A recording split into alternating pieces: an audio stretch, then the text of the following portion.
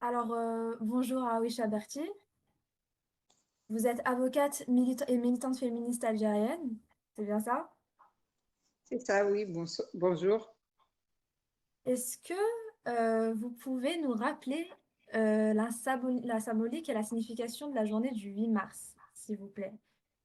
La symbolique pour nous, pour les féministes, est la même partout. C'est la journée internationale des droits des femmes. Et donc, pour nous, ça représente une pause pour évaluer nos acquis, ce qui manque, nos avancées, ce qu'on a fait, ce qu'on a acquis, il nous reste à acquérir, les reculs, etc. Donc, c'est une journée plus d'évaluation et bon, mais malheureusement, je ne sais pas si chez nous, c'est devenu, pour un grand nombre, on dit la fête de la femme ou Voilà. la journée de la femme.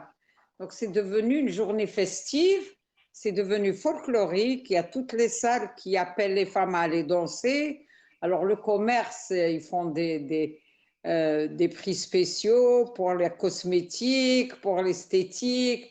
Il y a même, comment on appelle ça déjà, la foire de la femme où on vend des cosmétiques, où on lui offre des possibilités de se faire belle, de se refaire, etc. Vraiment, c'est devenu, comment dire, marketing. C'est une journée marketing pour. Comme, et alors, on vous vend des roses, tu trouveras des roses en plastique partout. C'est même pas des roses fraîches, donc c'est des roses importées en tissu comme ça. Donc c'est en train de perdre, enfin, on lui fait perdre le sens, alors que je devrais peut-être le rappeler que l'Algérie a été un des premiers pays à marquer le 8 mars en 65. Le 8 mars 65 a été grandiose parce que euh, le gouvernement de l'époque avait appelé les femmes à manifester pour soutenir, excusez-moi, je risque de me tromper, un pays en lutte pour sa libération. Et ça s'est retourné en une marche qu'on appellerait aujourd'hui vraiment féministe parce que c'est les moudjahidettes qui ont pris le devant et qui ont marché en disant 3 ans barakat, parce qu'à l'indépendance, beaucoup de femmes travaillaient, beaucoup d'hommes travaillaient, ils ne se faisaient pas payer, c'était très mal payé parce que c'était les premières années. Elles ont consenti des sacrifices, après elles ont commencé à voir les injustices, et parmi elles, il y avait notre Jamila Bouhired, nationale et internationale, qui était à la tête, avec d'autres moudjahidettes à la tête de cette marche. Et on raconte aussi qu'à un moment donné, sur le front de Mar, les haïks des femmes Ouais. ont volé, elles ont été arrachées, ils ont été arrachés et volés. Donc c'était un 8 mars vraiment historique et, si tu veux, avant-gardiste, alors qu'en Europe, on fêtait pas encore, enfin, on marquait pas encore le 8 mars en Algérie, parce que je pense que c'était l'option socialiste qui avait pris le pays, qui a fait que il a été à l'avant-garde parce que n'oublions pas que le 8 mars, quand même, la journée officielle 8 mars, c'est bien Lénine qui l'a. Donc, comme on avait un peu choisi l'option socialiste au départ, un peu spécifique, mais socialiste quand même. Donc, le 8 mars 65 était une journée vraiment, alors qu'en Europe, on marquait pas encore, on parlait pas encore de la fête, de la journée internationale. Donc voilà. Et maintenant, chez nous, ça devient vraiment folklorique. Tout le monde parle, mais alors, il y en a à qui on offre des umrah. Les autorités officielles fêtent ça dans un restaurant de luxe et on invite une catégorie de femmes. Les grandes salles sont invitées, mais les marches, par contre, les marches ou les rassemblements à l'extérieur, dans l'espace public, non, il faut aller danser dans une salle parce qu'on a décidé que la journée. Il y a même eu une journée pour un 8 mars pour une femme du Sérail qui a organisé la circoncision. Donc, ça devient presque une fête religieuse pour certaines catégories. Donc, c'est vous dire la folklorisation du 8 mars. Mais nous, on est encore là, on continue. Puis il y a une génération de féministes jeunes qui est magnifique, qui se bat, qui continue, qui assure une relève extraordinaire. Donc, nous, on continue. Ce 8 mars, par exemple, on s'est retrouvés le 7, je crois, ou le 8. On avait travaillé sur justement la préparation d'un plaidoyer sur le féminicide avec des associations, avec à la tête le CIDEF. C'est le CIDEF qui a organisé, qui a invité un peu les militantes. Et moi, je participe comme militante et comme juriste aussi. Donc, voilà, parce que le 8 mars reste encore une journée de combat, parce que tant que nous sommes régis par le Code de la famille, qui est vraiment, comment dirais-je, une honte sur le fronton de la République. Vraiment, c'est une honte de considérer les Algériennes comme des mineurs à vie, qu'elles soient coépouses, qu'on légalise la polygamie, que l'héritage est encore, que la femme est la moitié de son frère, que pour se marier, elle ait besoin encore d'un tuteur, alors qu'elle peut être président de la République selon la Ça, on en Constitution. reparlera, Donc, le code de la famille, moi je dis, bon, on en parle de moins en moins, malheureusement. C'est comme si les gens s'étaient adaptés. Et tant que le code de la famille continue de régir la femme, le combat continue. Voilà, en gros, puis on reviendra sûrement sur d'autres questions si tu veux. Merci beaucoup. Souad Baba Issa, vous êtes militante associative féministe, membre fondatrice d'AMEL, donc l'Association pour la mixité, l'égalité et la laïcité, et également d'Algérie à la démocratie. Est-ce que vous avez quelque chose à rajouter?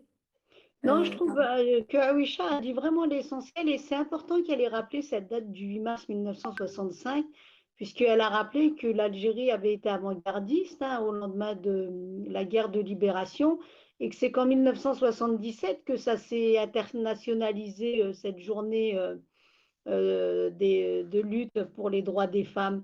Et c'est vrai que c'est un événement, en fait, qui est invisibilisé dans la lutte des Algériennes. Hein.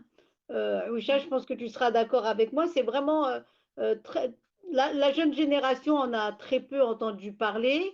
Et c'est maintenant que ça ressort parce qu'il y a une nécessité de montrer tous les combats qu'ont menés les Algériennes. Et en plus, les femmes qui l'ont fait, c'est les femmes Sachab. Hein, c'était des femmes qui étaient femmes de ménage, c'était des femmes au foyer, etc. Et en fait, quand, si je me souviens bien, c'était, comment il s'appelle, qui était à la tête du gouvernement, c'était Ben Bella. C'était Ben Bella. Et en fait, quand il avait lancé cette journée-là, c'était pour soutenir la lutte des pays africains. Et donc, il avait voulu instrumentaliser les femmes pour cette lutte. Et elles lui ont dit, mais tu nous demandes de venir faire la révolution pour l'émancipation des autres peuples, mais nous qui avons obtenu notre émancipation, pour les femmes, il n'y a pas d'émancipation. Tu nous as promis qu'au lendemain, on nous a promis qu'au lendemain de la guerre de libération, on serait des femmes libres et qu'il y aurait une égalité des droits. Et ça fait 3 ans qu'il y a eu l'indépendance, où ça en est. Et elles se sont vraiment révoltées. Et ce qu'on oublie de dire, c'est que ces femmes qui se sont révoltées, parce que ça a été porté, comme tu le dis, par les Moudjahidettes, mais aussi, il me semble, par une partie de l'UNFA à l'époque, l'Union nationale des femmes algériennes. Excuse-moi, l'UNFA a été constituée d'anciennes Moudjahidettes. La responsable était Mimi Chentouf, qui était déjà à la tête d'une organisation de femmes dans les années 40. Voilà. Et en fait, ce qu'on oublie de dire, c'est que ces femmes, elles sont restées très tard. Elles ont vraiment, elles ont lutté, elles sont rentrées très tard.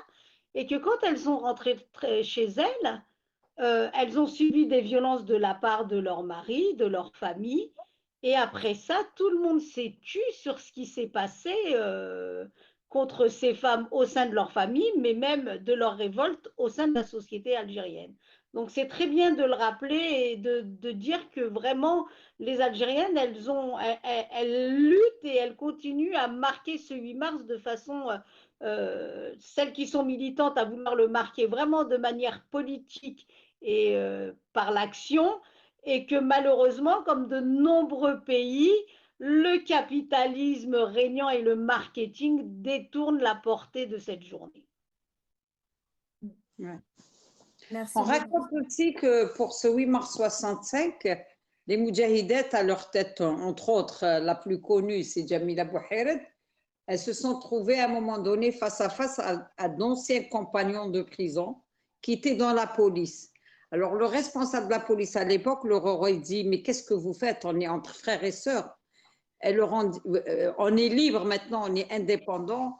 Jamila Bouhired de répondre, oui, on est indépendant, mais nous nous battons pour que vos filles ne soient pas les Fatma des nouveaux maîtres. Donc, la conscience des femmes était, de toute façon, des femmes qui ont libéré un pays, qui ont cassé, voilà ce que je dis souvent, les Algériennes, en a pour moi, en tout cas pour moi, les Algériennes, les Moudjahides, celles qui se sont battues pour l'indépendance, sont mes références en féminisme parce que ces femmes-là ont brisé les chaînes du patriarcat le plus obscurantiste. Parce qu'il était déjà lui-même sous le joug du colonialisme le plus féroce. Donc, arriver à se libérer du patriarcat qui lui-même est asservi au colonialisme, je pense qu'il en faut beaucoup pour dépasser ces féministes-là.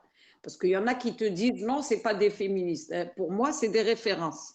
Elles se sont libérées, elles ont libéré l'Algérie. D'ailleurs, c'est ce que raconte Zohra Darif, elle dit dans son livre Mémoire que Ben Mhidi, dans une anecdote comme ça, il lui a dit on vous ramène un haïk, parce qu'il le faisait, les Moudjahidines, pour fuir la Casbah quand elle était encerclée. Il lui a dit ça va pas. Elle lui a dit ça veut dire quoi? Ça veut dire que nous, les femmes, on est quoi, nous?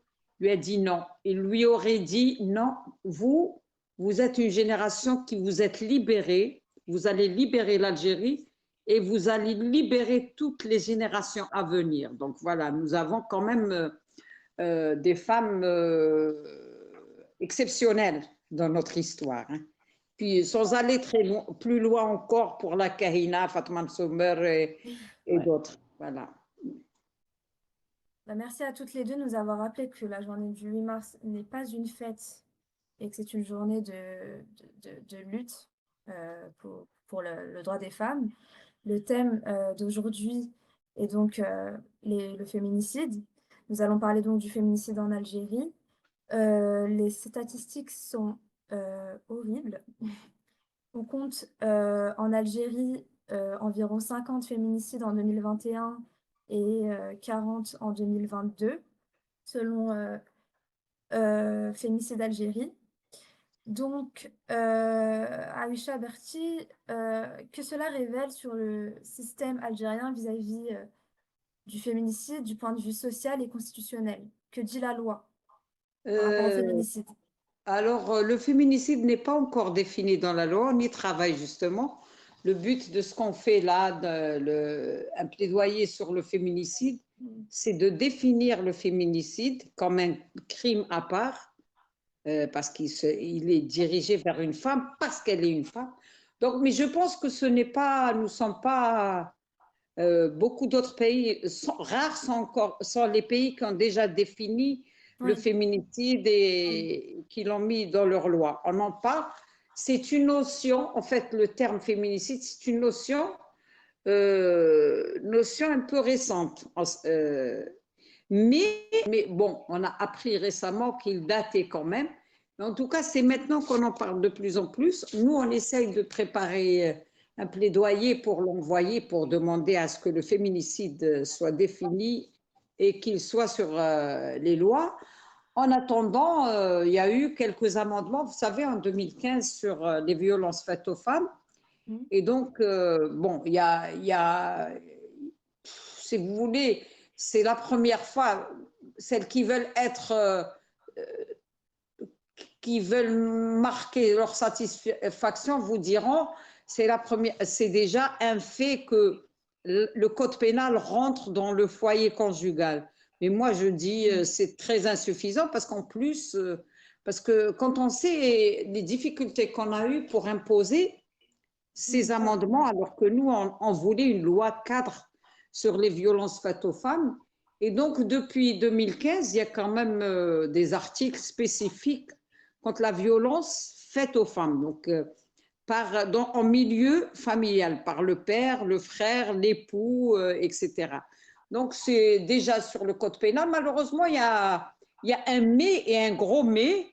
C'est la clause du pardon qu'on n'arrêtera jamais de dénoncer, parce qu'on vous dira que pour une certaine catégorie de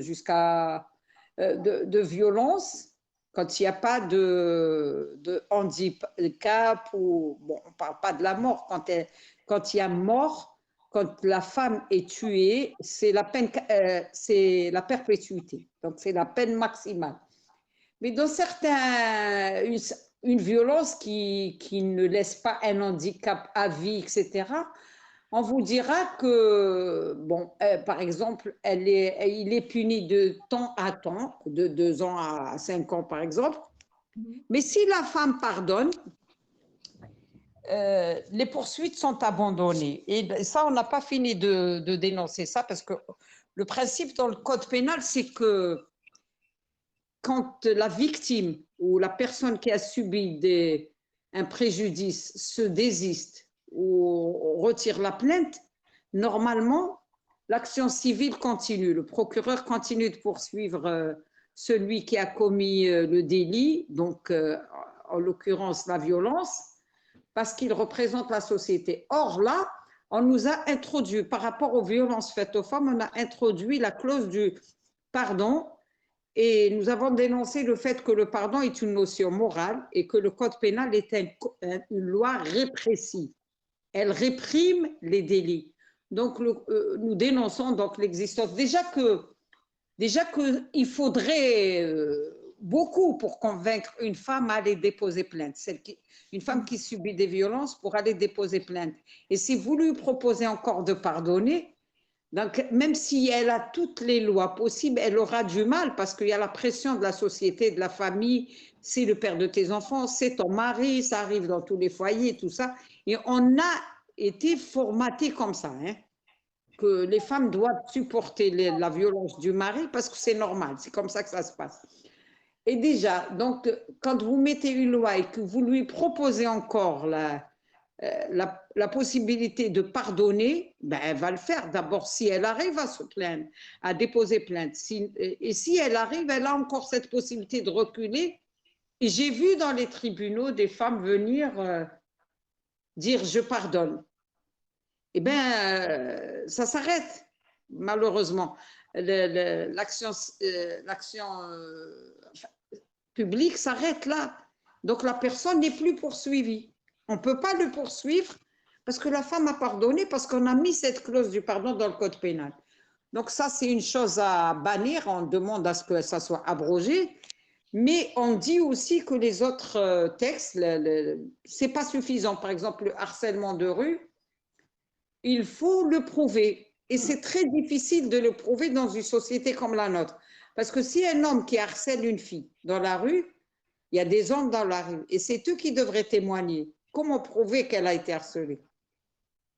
Eh bien, jamais un homme. Mais je voudrais vous dire quand même, parce que je garde toujours la note d'optimisme, qu'il y a 2-3 semaines, j'étais au tribunal pour une affaire, pour un journaliste, et puis le juge prononce une peine de 6 mois de prison ferme pour harcèlement en lieu public. C'est peut-être rien dans les autres pays, mais pour nous, c'est quelque chose. Parce qu'il n'y a pas trop longtemps, il y a 5-6 ans, on a suivi une femme qui a déposé plainte contre le harcèlement sexuel de son supérieur. Elle a été jusqu'à la Cour suprême et les magistrats avaient sympathisé avec elle, mais elle a été déboutée parce qu'il n'y avait rien. Il fallait prouver, il fallait… Donc voilà… un peu. Donc le féminicide, c'est encore une notion à imposer. Il faut que le terme, la notion de féminicide doit être introduite dans la loi et on y travaille. Voilà. On y travaille avec beaucoup d'associations, beaucoup de militantes, beaucoup de… Voilà. D'après ce que vous nous dites, on a l'impression qu'il y a une incapacité de la justice algérienne, voire une responsabilité de la justice algérienne vis-à-vis des féminicides. On compte nombreuses affaires, Non, comme par c'est pas ce que exemple… j'ai dit. Non, Oui, non, oui, non, oui, non. oui. Mais Non, non. laissez-moi finir. J'ai dit parce que les féminicides, Moi, j'ai dit l'insuffisance des textes de loi. Après, le féminicide n'est pas encore dans la loi. Il n'est pas cité. On dit assassinat d'une femme. Mais il n'y a pas encore le terme féminicide qui fait la différence. Parce que assassinat d'une femme, quand on assassine une femme qui a une bijouterie pour la tuer, c'est un crime crapuleux. Mais ce n'est pas forcément un féminicide. Parce que l'homme, il a tué celle qui a des bijoux. C'est pour voler les bijoux. Ce n'est pas parce qu'elle est une femme qu'elle lui a tenu tête ou qu'elle a voulu s'affirmer en tant qu'être humain qu'il l'a tué. Parce qu'en fait, le féminicide, c'est ça en réalité. On n'accepte pas que la... Par exemple, moi, j'ai donné un exemple la dernière fois quand on travaillait sur ça. La majorité des femmes, parce qu'on n'a pas les chiffres, hein, ça, les chiffres de féminicide d'Algérie, elles donnent ce qu'elles peuvent, parce que c'est les chiffres qu'on voit sur les réseaux sociaux, c'est ceux qui deviennent publics. Mais il y en a beaucoup dont on n'entendra pas parler. Donc, qu'est-ce que je disais? Donc, quand on parle de féminicide, on n'aura jamais les chiffres exacts. Mais moi, je voulais dire que, quels que soient les textes, c'est encore les mentalités, la régression, le discours religieux, en fait, le discours patriarcal recouvert de l'habit de la religion. Vous avez vu, je ne sais pas si vous avez vu la vidéo de la femme que la famille du mari a tuée devant ses filles, devant ses enfants. Ils l'ont tuée parce que c'est une femme. Parce que c'est une femme et qu'elle n'avait pas et les femmes il y a des femmes qui ont participé à la tuer. La femme journaliste de la chaîne 4 en Kabylie, elle a été assassinée par son mari devant ses filles. Mais son père, il avait honte de dire ma fille a été tuée. Non, non, non, elle est tombée, s'il vous plaît, ne vous mêlez pas. Elle est tombée sur les escaliers alors que les petites filles ont vu leur mère assassinée par leur père. Donc, il y a des familles qui ont honte parce qu'ils pensent que c'est la femme a mérité qu'on la tue, donc elle a fauté. Et il ne faut pas en parler, donc on n'aura jamais les vrais chiffres. Et quand je dis, je n'ai pas dit que le système, j'ai dit que les lois ne sont pas suffisantes. Mais ça ne veut pas dire que s'il y avait des lois plus... Je ne sais pas ce qu'il faut faire parce qu'il faudra... En fait, ce que je dis souvent, c'est la conscientisation des femmes, des mères, ensuite des filles. Parce que tant qu'elles ne prennent pas conscience de leur statut d'être humain à part entière, elles accepteront la première gifle. Et la première gifle, c'est fini par un meurtre, un assassinat, un féminicide. Donc, il y a beaucoup de travail à faire envers la société. Il y a une régression terrible. Parce qu'en fait, en apparence, les femmes vont toutes à la fac, à l'université, elles travaillent, elles sont libres. La fille de Tizi Ouzou qui a été brûlée parce qu'elle s'est refusée. Il est venu la demander en mariage, elle a refusé de l'épouser. Il l'a brûlée avec l'intention de la tuer. Il n'a pas brûlé pour qu'elle s'en sorte. Donc c'est ça, en fait, pour eux, va leur enlever de la tête que la femme est comme lui, un être humain à partir et qu'elle peut dire non. Ils n'acceptent pas le nom de la femme. Donc je disais tout à l'heure, et je suis passée à autre chose, le khol', c'est la façon. Vous savez que dans le code de la famille, le divorce est prononcé à la demande unilatérale du mari. Après, pour équilibrer, le khol' existait, mais il n'était pas accordé. Le khol', c'est quand la femme demande à ce... Parce que le khol', sur le plan linguistique, c'est retirer l'habit. Et comme il paraît que les hommes sont des habits pour nous, donc quand elle veut se retirer de ce mariage, elle doit payer, elle doit rembourser la dot. Et avant, ce n'était pas accordé, c'était déjà dans le code de la famille de 84, mais depuis 2005, il est systématiquement accordé aux femmes qui le demandent. Ils ont voulu équilibrer avec le mariage par la volonté. Et ben, la majorité des femmes qui se font tuer par l'ex-mari, c'est les femmes qui ont demandé le khol', même s'il vient de la charia, de la religion, ils n'acceptent pas que la femme ait cette capacité, ce droit de divorcer un homme. Et juste la veille du Hirak, il y a eu une campagne terrible des députés Hamas, islamistes et FLN pour retirer le khol', pour abroger l'article sur le khol'. Alors que moi, je suis contre parce que je me dis c'est un rachat de la liberté, mais dans la pratique aujourd'hui, le seul moyen qu'une femme se libère d'un mariage toxique, c'est ça. Et bien beaucoup, je ne dis pas que tous ceux qui ont subi le khul'a ont tué leur mari, que ça soit clair, mais beaucoup des femmes qui sont tuées par leurs ex-maris, c'est parce qu'elles ont demandé le khul'a, c'est-à-dire elles ont rejeté cet homme et ils n'acceptent pas. Donc c'est ça qu'il faudrait peut-être en profondeur, c'est l'éducation qu'on donne aux filles et aux garçons. Les filles, l'éducation des filles est importante parce que si vous remarquez maintenant, les filles acceptent d'être heureusement pas toutes, mais les filles, même universitaires, elles peuvent accepter d'être coépouses, ce qui n'était même pas imaginé de notre temps. Voilà. Oui, donc pourquoi je vous parlais de l'incapacité de la justice tout à l'heure, c'est parce que je voulais justement vous parler de l'affaire Shaima qui a eu lieu en 2020. Oui. Donc Shaima, elle a porté plainte pour viol et finalement ça s'est terminé en féminicide. Oui, Donc, malheureusement. Oui, malheureusement, parce que dans les commissariats, il y a cet homme qui peut tuer sa femme ou sa sœur. C'est les mêmes, c'est des hommes de notre société.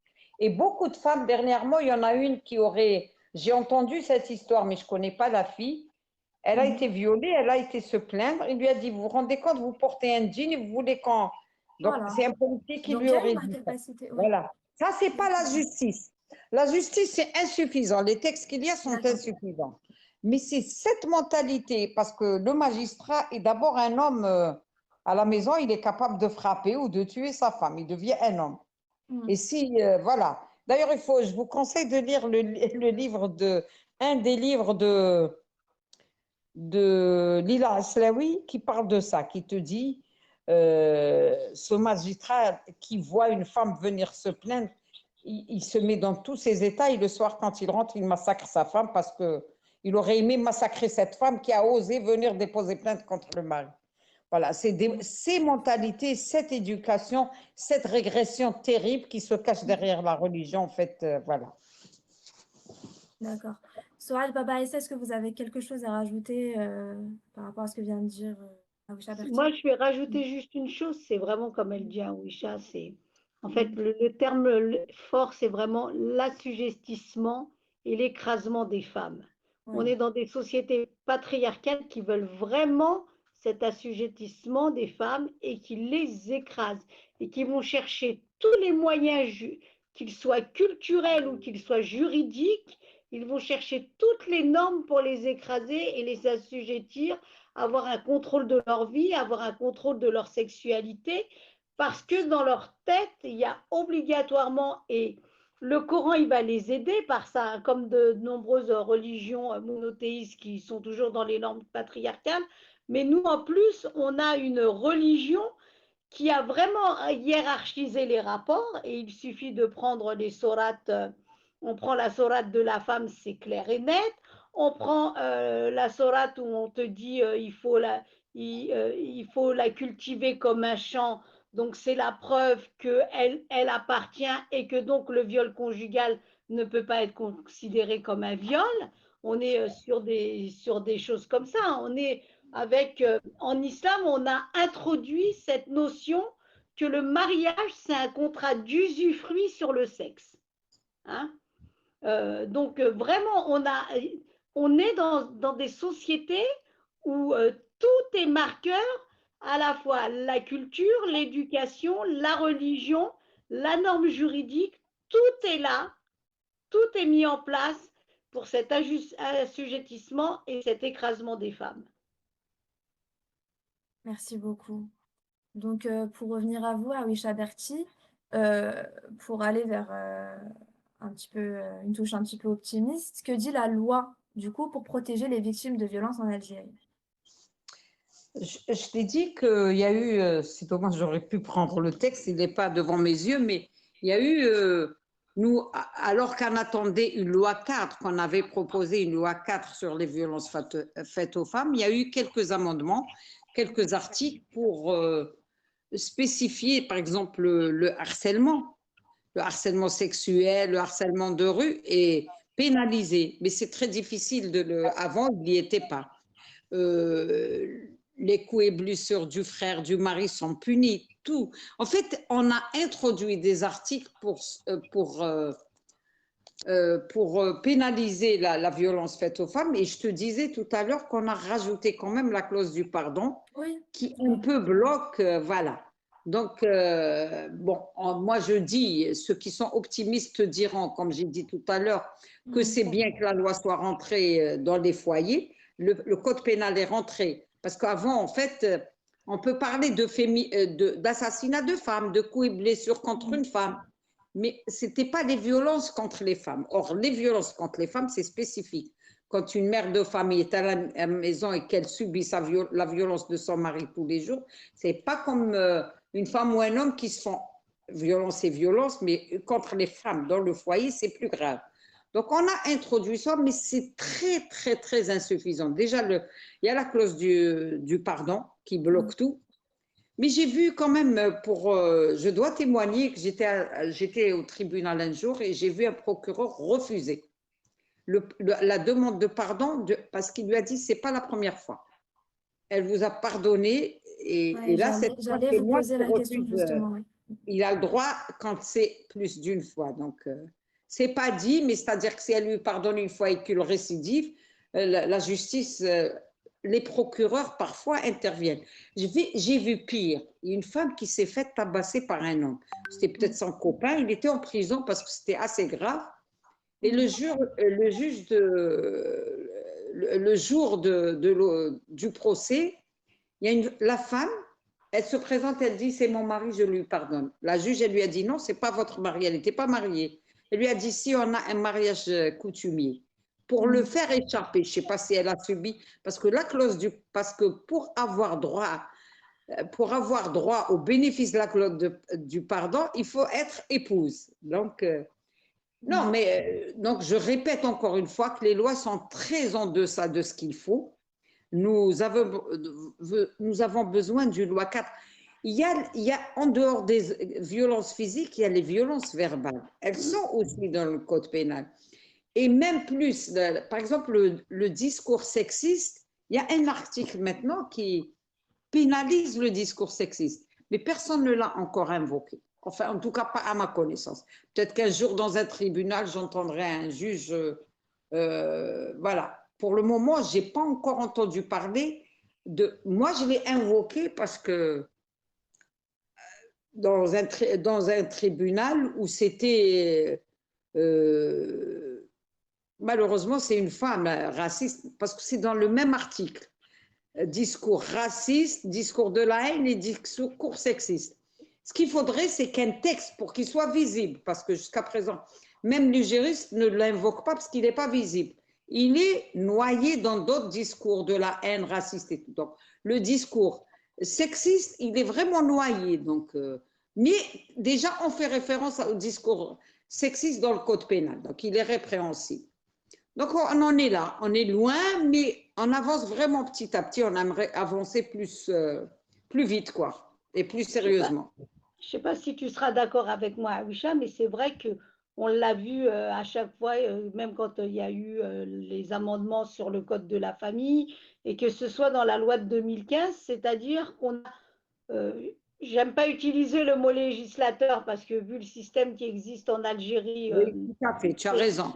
C'est un peu difficile d'utiliser le mot législateur, mais on a quand même des lois, par exemple, qui vont avancer d'un pas ou d'un pas, mais de l'autre côté, dans cette loi sur laquelle on avance d'un pas pour protéger les femmes, par exemple la loi de 2015, où tu vas avoir des articles qui vont parler du harcèlement, qui vont donner des peines élevées sur des violences, etc., d'un seul coup, tu as le pseudo-législateur qui fait reculer de 2 ou 3 pas quand il te met la clause du pardon.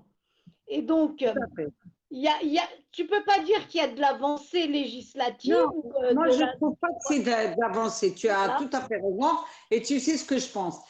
Moi, je vais te dire encore plus ce que je pense maintenant. On a l'habitude d'en parler. Oui. C'est du tape à l'œil parce que c'est comment dire, de la poudre aux yeux, c'est de la poudre aux yeux parce que c'est pour l'international. Parce qu'il y a une sorte d'injonction à partir des Nations Unies, etc. Et d'ailleurs, pratiquement tous les pays avancent au même moment sur des points, mais différemment. Par exemple, en Tunisie, qui a été, nous, on a eu les amendements vers mars 2015, comme ça. Et ça, non, à la fin, c'était en septembre 2015. Et ben, en Tunisie, elles ont eu, après nous, mais elles ont eu une loi 4 contre les violences. Donc, quelque chose, parce que c'est tombé avec la présidence de Beji Caïd Sebsi, c'est un ancien bourguibiste qui était quand même, qui ont des lois plus favorables. Elles ne sont pas encore ce qu'il faut parce qu'elles ont toujours l'inégalité dans l'héritage, etc. Mais la polygamie est interdite. Il y a plein de choses qui sont plus en avance que nous. Donc moi, je te dirais même que ce que je dis à l'intérieur et ailleurs, que ces lois sont faites pour répondre à une exigence internationale et pour faire, et d'ailleurs vous verrez le discours officiel et des proches des officiels vous dire, nous on est en avance, on a fait ça, mais quand vous voyez de près, on est encore très loin de ce qu'il faut, quoi.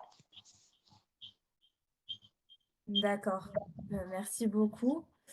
Nous allons revenir du coup au Hirak. Ma question sur le Hirak est la suivante. Est-ce que le Hirak est un élément déclencheur vers une émancipation des mœurs vis-à-vis de la condition féminine? Est-ce que ça a été un petit avancé Sur le moment, oui, mais sur... c'est pas mai 68. C'est pas mai 68. Ouais, c'est pas mai 68, Bon, merci. c'est bien, je vais te dire. Ouais. Bizarrement, je tombe sur une vidéo ce matin, un débat qui s'est tenu dans une radio qui essayait de réhabiliter. Donc, ce qui était bien au début, c'est que les Algériens, hommes et femmes, dans leur majorité, ceux qui sont sortis les premières semaines, étaient vraiment sur quelque chose d'extraordinaire, ce qu'il faut retenir. Et moi, je me dis l'espoir demeure parce que ces jeunes-là sont encore en Algérie, pour la plupart. Hein. Il y en a qui sont partis, qui ont trouvé l'occasion du Hirak pour leur donner de la visibilité et partir. Ben, ça existe partout.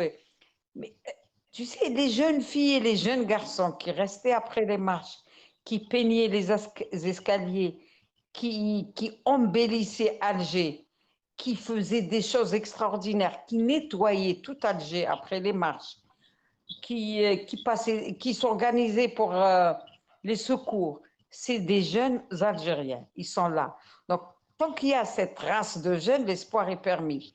C'est des filles et des garçons. Et parce que moi, je pense, pour dire qu'un pays avance, les Algériennes, je pense qu'elles sont plus en avance pour la majorité que... Mais pour dire qu'un pays est en avance, il faut qu'on avance ensemble. Parce qu'on vit ensemble, les garçons et les filles, il faut qu'ils avancent ensemble. Si les filles avancent, vous savez, pendant les années terrorisme, je ne sais pas, moi je raconte toujours cette histoire parce qu'elle m'a marquée. Les marches qu'on faisait, celles du 22 mars 93 et 94, 2 années de suite, on a fait des marches qui ont vu participer des millions d'Algériens, mais les femmes étaient à l'avant. D'ailleurs, elles étaient à l'initiative de ces marches. Un jour, bon, j'ai participé, je rentre le soir à la maison, et je crois que c'était TF1 qui ouvre avec des images, moi j'y étais, donc c'était pour moi normal, mais qui ouvre avec des images d'Alger pendant quelques minutes, des femmes qui disaient ni Iran, ni Soudan, Jazaïria et tout ça, et ils disaient, c'est pas Paris, c'est pas Rome, c'est Alger. C'est Alger qui résiste. Quand les femmes résistaient, la société avançait. Mais en même temps, ce qui s'est passé, c'est, il faut juste observer. Par exemple, au départ, les télévisions internationales, etc., les chaînes étrangères ont cassé les paraboles quand les terroristes sévissaient. Après, ils ont compris, parce que ce pas des idiots, des criminels dangereux, ils savent ce qu'ils font. Ils ont compris, ils ont investi sur les télés. Et les femmes algériennes, comme la majorité des femmes du monde musulman, Quand elles rentrent à la maison, elles sont en face de la télé, elles ont ces télés. Le modèle qu'elles ont là, j'ai la télé allumée en face de moi, regardez. Attendez, hein. Ouais. Regardez, voilà ce qu'on a comme modèle. Vous l'avez vu? Oui, oui, oui. C'est quand on veut la jouer chic, c'est des femmes voilées qui font la cuisine. Maintenant, les femmes journalistes, elles sont voilées alors qu'elles étaient interdites. Sinon, c'est les chaînes islamistes. Ils ont investi, ils ont bouffé les têtes des femmes. Les femmes régressent. C'est ça leur modèle de femme. C'est pas nos femmes, celles qui se sont battues, les Jamilat, etc. C'est pas celles-là qui ont été les modèles des jeunes filles maintenant. Donc, évidemment, les femmes régressent. Est-ce que le Hirak, oui, les premières semaines, on voyait vraiment une mixité extraordinaire. Ensuite, mais vous savez, les islamistes étaient là, on les voyait, nous on était vigilants parce qu'on avait l'expérience, on a vécu 90, les années 90. On était très vigilants, mais les autres étaient dans la joie des retrouvailles, et on a été, il y a eu manquement à la vigilance. Et les premières qui ont commencé à être attaquées, c'est les féministes. C'est les féministes. Je t'enverrai la vidéo que j'ai retrouvée ce matin.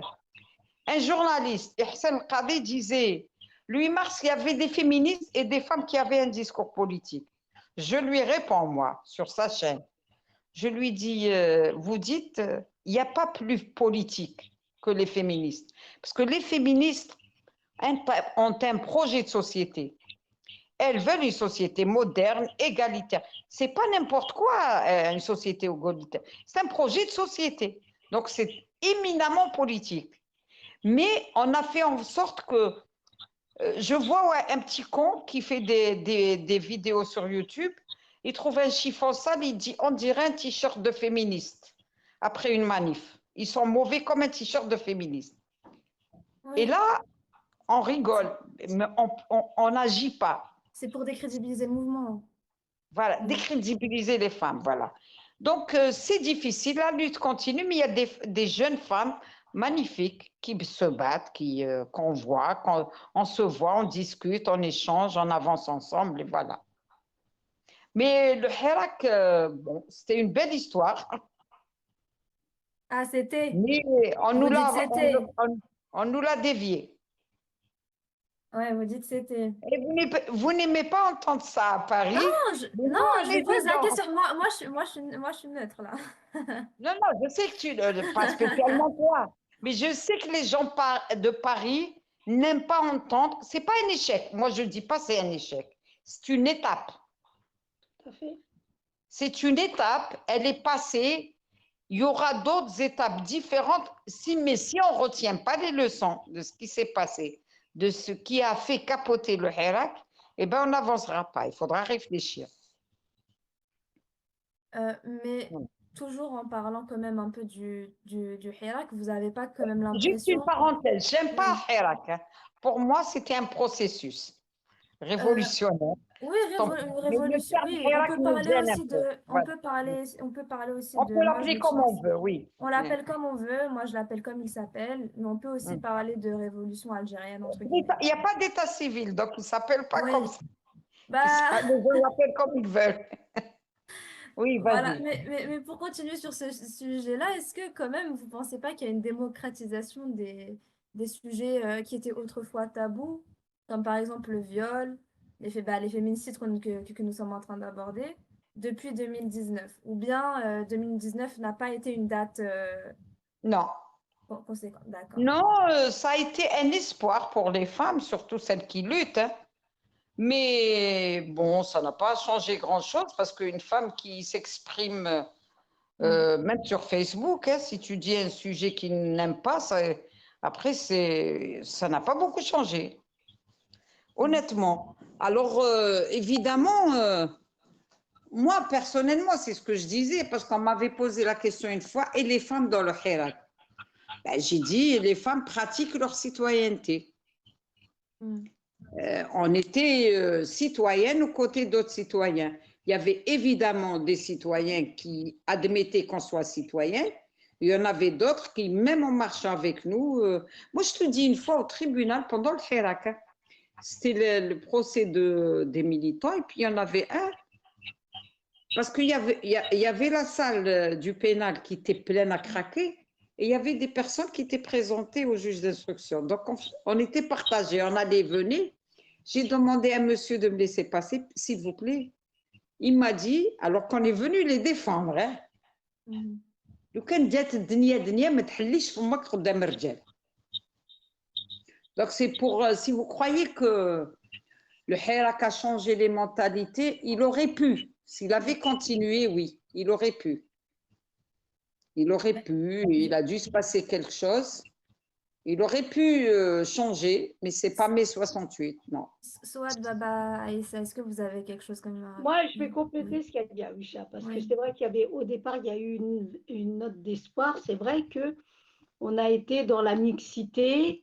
Il y a des choses qui se sont passées dans les relations entre les filles et les garçons, les hommes et les femmes, l'intergénérationnel. Et puis, il y a quelque chose qui est sorti, c'est le carré féministe et ce mot féministe qui est sorti du fin fond et sur lequel on a eu le sentiment que ça devenait moins tabou.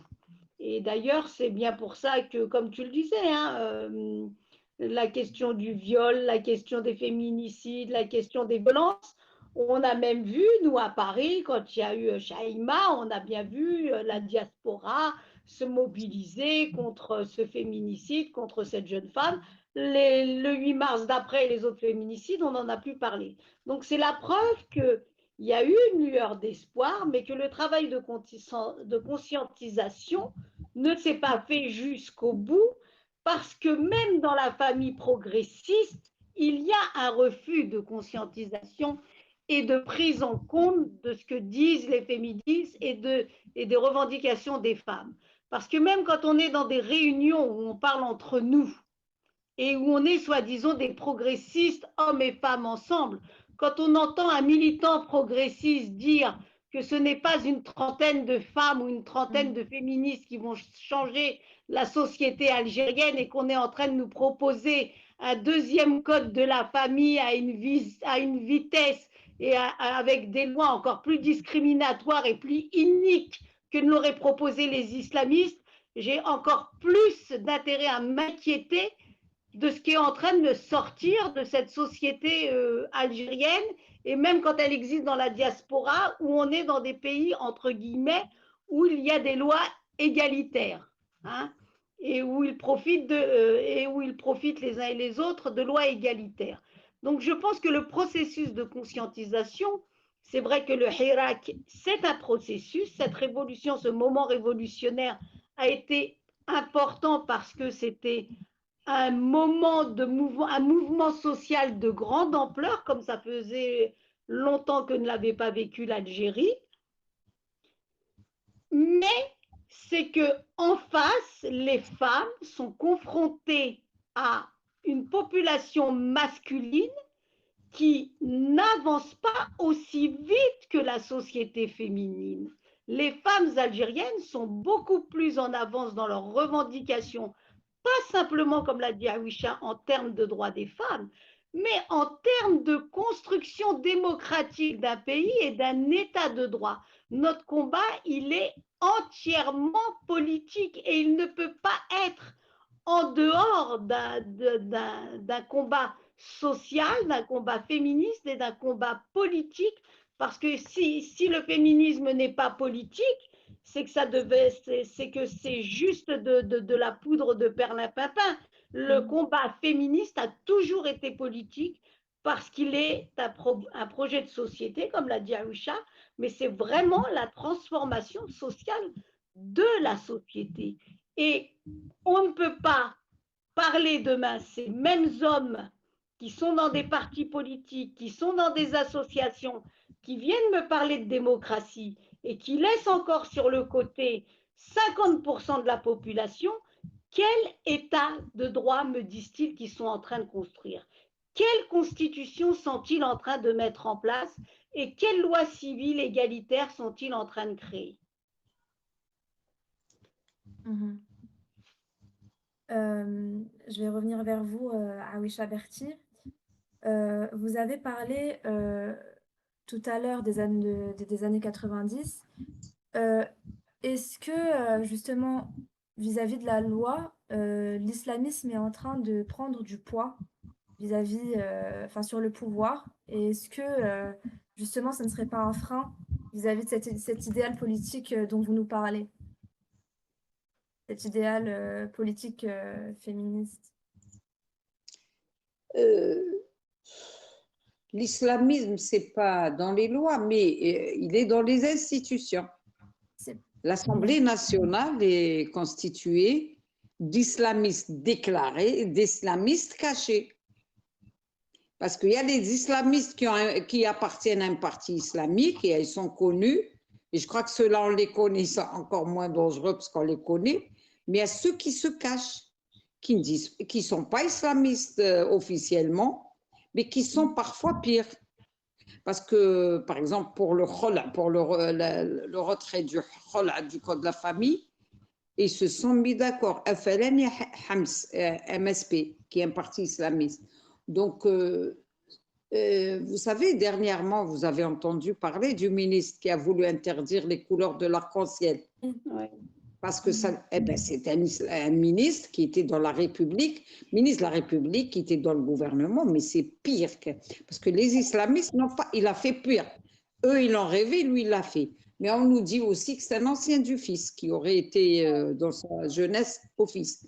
Donc, c'est un islamiste. Donc, les islamistes, il y a ceux qui sont apparents et ceux qui se cachent. Vous trouverez un jeune blogueur qui se la joue moderne et tout, mais qui attaque les femmes tous les soirs dans des petites vidéos. Et il y en a des dizaines. Et il ne te dit pas islamiste. Moi, je suis algérien, c'est les principes algériens. Il y a des principes humains ou pas. On appartient à l'humanité. On vit au 21e siècle. On doit vivre sous des règles du 21e siècle. Ce n'est pas parce que je suis algérienne qu'on doit m'imposer des règles d'il y a 15 siècles. Donc, voilà. Donc, l'islamisme, ce n'est pas comme ça. Ce n'est pas les lois. Les lois, d'abord, il y a la loi sur la réconciliation criminelle. Mais est-ce que ça n'a pas influencé justement les lois? Non, la loi qui influence, c'est la Constitution. La Qui fait les Constitution. lois? Qui fait la Constitution? La Constitution, il y a l'article 2. Moi, honnêtement, je trouve qu'il est bidon, qu'il n'a aucun sens. Il dit l'islam est religion d'État. Mais c'est la première arme entre les mains des islamistes. Même si plus loin, on te dira la Constitution garantit l'égalité des droits entre tous les citoyens, quel que soit le sexe, la religion, etc. Mais ils te diront, quand tu leur parles du code de la famille, ces islamistes et les non-islamistes déclarés, tu leur dis ce code doit disparaître, ils te disent non, nous sommes un pays musulman, Voilà. et le code issu de la charia, et tu leur dis, ben moi j'ai pas besoin d'un code islamique. Ils te disent, on a l'article 2 de la Constitution. Il n'a aucun sens l'article 2 parce qu'il dit l'islam est religion d'État. Est-ce que l'État peut avoir une religion? Est-ce qu'on peut mener ce débat? Moi, je l'ai mené. Mais est-ce qu'on peut ouvrir ce débat à la société et expliquer à la société? Parce que maintenant, si on supprime l'article 2, c'est la société qui va se rebeller. On touche Parce à peu qu'ils près à vont penser que tu l'identité leur algérienne. Ouais. Or, paraît-il que cet article est dans toutes les constitutions des pays arabes post-indépendance. Paraît-il que c'était une suggestion de l'Arabie saoudite. J'ai entendu dans un débat, mais j'ai pas en Tunisie, j'ai pas vérifié, mais tous nos pays ont cet article qui dit l'islam est une religion d'État à des degrés différents. Donc, la Constitution, elle garantit la liberté de conscience, mais quand on attrape un chrétien ou un non-musulman, on lui fait passer un mauvais quart d'heure. Donc, si tu déclares que tu es athée aussi, tu n'es pas... la loi n'est pas la même pour tous. Si tu manges pendant le ramadan en public, tu es puni. Donc, les libertés, mais ça, c'était avant les islamistes, ça a préparé. Ça, dans toutes les constitutions depuis l'indépendance, il y avait cet article 2. Donc, paraît-il, la première constitution, à la constituante, elle aurait pu échapper à ça. Et après, on a refait la constitution dans une salle de cinéma et ça a donné la constitution de 63 qui est à chaque fois révisée parce qu'on n'a pas de nouvelle constitution. Depuis 63, on ne fait que réviser. Donc, voilà, donc moi je pense que les mentalités pourries précèdent, parce que c'est eux qui font les lois, c'est ces mentalités qui dictent les lois, et même s'il y a des lois positives, on ne te l'appliquera pas, parce que l'égalité des droits, la liberté de conscience, etc., existe dans la Constitution, mais on te renverra vers l'article 2 de la Constitution qui dit Islam, religion d'État. Voilà. Donc, Souad, est-ce que vous avez quelque chose à rajouter à ce que vient de dire Awisha Berti? Non, je disais que on n'est pas dans tout ce qui a été dit depuis tout à l'heure. Si ça peut donner l'impression qu'on n'est pas en train de parler des féminicides, on continue à parler des féminicides parce que tout ce qui est discrimination, tout ce qui est stéréotype, tout ce qui est loi qui porte atteinte à l'égalité et qui va justifier, même dans des sociétés modernes, le maintien de codes sociaux et qu'il n'y a pas de rupture avec la morale et avec la norme sociale traditionnelle et des rapports sociaux hiérarchisés, on est toujours dans le féminicide puisque le féminicide n'est pas simplement le fait qu'un homme vienne assassiner sa femme. Le féminicide aussi, c'est toute l'impunité des États à travers des lois qu'ils mettent en place et qui portent atteinte à la dignité et à la vie des femmes convenablement dans une société. Parce qu'il y a tout ce travail sur l'impunité aussi, parce qu'il est nécessaire de travailler contre l'impunité à la fois des auteurs de féminicides dans le cercle familial, mais aussi de travailler sur l'impunité que met en place l'État sur les féminicides qu'il engendre lui-même du fait de lois comme le code de la famille, comme d'autres lois qu'il ne met pas en place, quand il met en place une clause du pardon, etc., etc.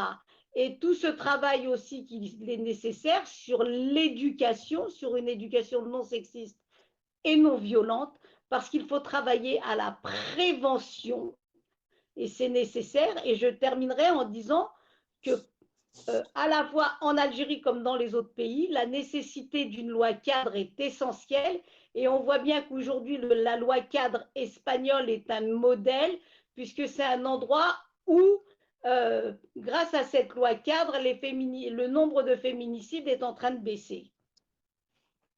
Merci beaucoup. Du coup, pour revenir à vous, Awisha Berti, est-ce que vous avez y a-t-il un sujet qu'on n'a pas abordé que vous aimeriez aborder? Est-ce que vous avez quelque chose à rajouter, un mot de la fin? Honnêtement, je ne sais pas, on peut en parler des heures et des heures, Un sujet mais très le mot vaste. de la fin, c'est qu'en fait, le féminicide, c'est le stade suprême des violences faites aux femmes. Quand on arrive à la tuer, qu'est-ce qui reste? Mais c'est un résultat, c'est une conséquence de tout le processus de formation de l'être humain chez nous, soit l'homme et la femme, hein, parce que la conscientisation devrait commencer chez la femme. Pas qu'elle est coupable, non, mais souvent, elle n'a pas conscience qu'elle a une place, voilà, elle est formée de manière à ce qu'elle accepte Mais la petite violence, la toute petite violence, elle commence verbale, elle avance en gifle et elle finit en féminicide. C'est ça que les femmes doivent comprendre et c'est pas que la violence. La violence, elle n'est pas que physique. Parfois, elle n'est pas physique.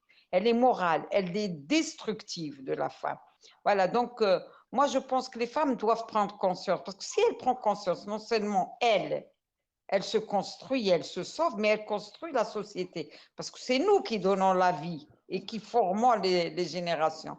C'est à nous que revient, on n'est pas les seuls, mais nous, on a cette responsabilité, d'abord de prendre conscience de notre statut et de faire en sorte que les enfants qu'on fait soient des citoyens, des êtres humains, filles et garçons, de la même manière. Voilà, donc pour dire que le féminicide, c'est le stade suprême. Et pour éviter le féminicide, il faut commencer très tôt. Voilà, je pense. Voilà. Pour justement Non, il y a aboutir à ça. tellement de choses à dire qu'on n'en finirait pas. Ouais. Ah non, ouais. justement, par rapport à cette conscientisation, il faudrait aussi mettre en place des institutions qui aideraient à la conscientisation des femmes. Vous avez parlé de l'éducation. Il y a aussi les psychologues qui devraient être formés à justement faire prendre conscience aux victimes de violences qu'elles sont victimes de violences, qu'elles ne sont pas responsables, qu'elles ne sont pas coupables, qu'elles n'ont aucune responsabilité sur ce qui leur est arrivé. Oui.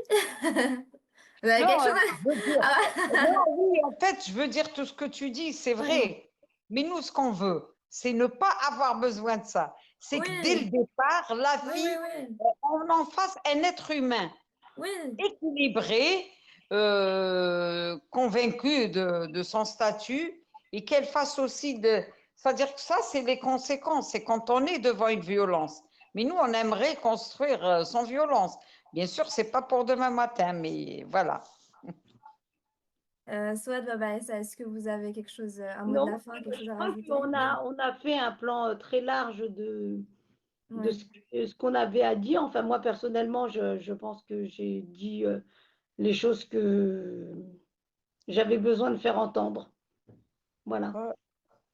Ben, merci à vous deux. C'était un plaisir, Merci à c'était toi. un Merci à honneur à toi Oucha Berti. aussi, contente de te voir, de te connaître.